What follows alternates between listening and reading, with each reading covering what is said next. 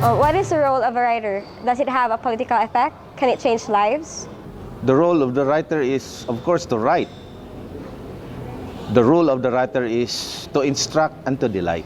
It can modify and redirect its taste, and in fact, it can dictate the pace and the lifestyle of society.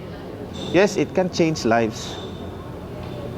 In fact, the ultimate aim of the writer is to change the world.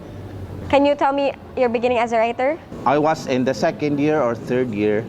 Wala ko ni kuha og ROTC. So I have to convince myself why I should not take ROTC. Because I wanted to write. And that's it. I started writing as an excuse. What is the best place in the house for you when it comes to writing? I think it's my room. I write most of my works in my room, inside the room. Which reason in becoming a writer did you like most? As I said, the reason for writing is self-expression. Yeah. And then you have imong isulti unsay imong gustong isulti, ang imong feelings, especially. Writing for me mostly starts with feeling, you know. Then I have to find a blank sheet of paper and a ball pen to write my feelings first. So, self-expression. For you, what is inspiration? For me, is merely the determination to sit down and write it. What are your usual subjects? Subjects are anything human.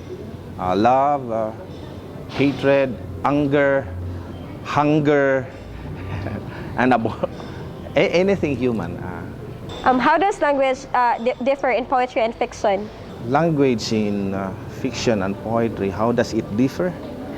I should say it differs only in meter and tone. Especially in poetry, you have to have meter and sometimes you rhyme it, but the ideas practically are the same. The subject matter actually are the same. The themes practically are the same. How do you find the words to describe your poems or your stories? How do I find the words? Sometimes mutungha lang. Sometimes imod yung pangitaon. Yeah. There is no fixed rule actually.